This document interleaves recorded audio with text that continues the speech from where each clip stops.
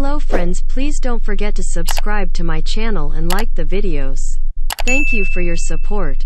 The 2022 Land Rover Defender 90 V8 model highlights the fact that, of the many high-powered SUVs out there today, the majority are of the long-wheelbase, four-door variety. The Jeep Wrangler Rubicon 392 offers up 470 horsepower from its 6.4-liter V8, but it only comes nestled within the frame rails of the long-wheelbase Unlimited model. Same goes for the 400 or so HP output of the 3.0-liter EcoBoost V-6 in the incoming Ford Bronco Raptor. And then there's the four-door Mercedes-AMG G63, which hides a twin-turbo 4.0-liter V8 under its militaristic hood. Land Rover's V8 treatment for the Defender, referred to as P525, centers around a no-nonsense supercharged 5.0-liter V8 that absolutely gets with the program, with 525 standing for the engine's output in metric horsepower. We find this somewhat odd, as England is aligned with the United States in the use of brake horsepower instead of PS, but we digress. By our measure, that amounts to 518 horsepower, which peaks at 6,000 revolutions per minute, aided by 461 pound-feet of torque at 2,500 revs. It's a serious piece of hardware that makes seriously powerful noise. But the bonkers part is that it's offered in the two-door Defender 90 model with a 101.9-inch wheelbase, which is 17.1 inches shorter than the four-door 110 version and a similar amount stubbier than anything that could pass as a competitor. At the test track, the D90 V8 launches hard. Its 4/275/45 R-22 Continental Cross-Contact RX all-season tires hooking up on the way to a 60 mph run of 4.4 seconds. It takes just 10.6 seconds to reach 100 miles per hour, and the quarter mile is history in 12.9 seconds at 109 miles per hour. It's quite tractable around town, too, thanks to the V8's abundance of low-end torque, the smooth shifting 8-speed automatic transmission, and a keenly tuned throttle pedal. Passing maneuvers are a snap, with the dash from 30 to 50 miles per hour dropping in 3.0 seconds flat and jaunts from 50 to 70 miles per hour taking 3.6 seconds. Go easy on the accelerator. And the EPA says the combination is good for 16 Mpg combined, 15 city, 19 highway. We averaged 15 Mpg during our week with the 90 V8 model, though we did subject it to some low-range off-roading. In keeping with the prodigious power on tap, the Defender 90 V8's front and rear independent suspension has been fiddled with to deliver a sportier driving experience. Not to mention the extra stability needed for this tall, short machine to cope with all those angry ponies. The fairly wide, street-oriented tires are central to this. But the air springs also are firmer and the Defender's adaptive dampers have been retuned. Certain suspension link bushings have been changed out, and the front and rear anti-roll bars are stiffer. It also helps that the broad-shouldered D90 is 79.1 inches wide and that its 5,334 pounds are evenly distributed over its front and rear axles. The result is a fluid driving experience that feels on point when the road turns twisty. There's no excessive lean to the body, and the steering is precise and well-weighted. It's not a vehicle that begs to be pushed hard down canyon roads, but it can readily cope with a bit of hustle.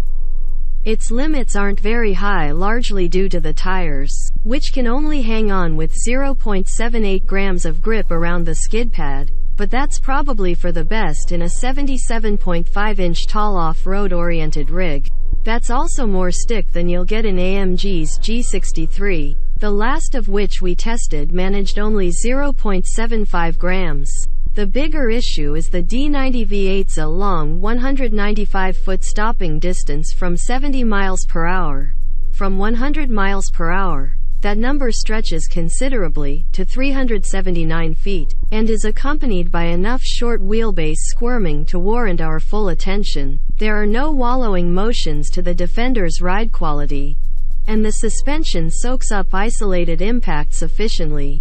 but the feeling on poorly maintained roads is less composed and a bit firmer than you'd expect. However, transition to rocky fire roads and the D90 settles back into its element, thanks in part to the flexibility provided by its all-independent suspension. Still, the D90 V8 isn't truly at home in the dirt. Yes, it acquits itself well on the easy stuff, and it has a low-range transfer case, an electronically locking differential, and a height-adjustable suspension for when the scenery gets more jumbled.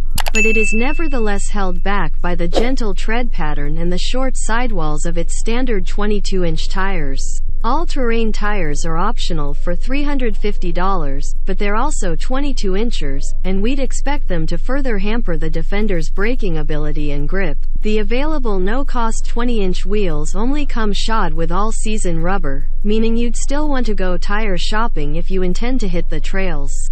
What's more, the D90's maximum wheel articulation isn't as good as we'd expect from a stubby off-roader. Driven up a ramp travel index, RTI, ramp, where it scored a middling 511 points. This Land Rover lifts wheels more often than the technician at your local tire store. That RTI score corresponds to 2.3 inches less wheel lift than the last four-door Defender 110 we tested, which is a testament to the deleterious effects that the D90 V8's stiffer suspension has on its off-road capability. For reference, a two-door Bronco scores 648 points and a two-door Wrangler Rubicon is good for 847 points. On the flip side, anyone who has spent time in the back seat of a two-door Wrangler probably won't be raising their hand again. Climbing into the back of a two-door Bronco isn't an order of magnitude better, though it is fairly spacious once you're situated.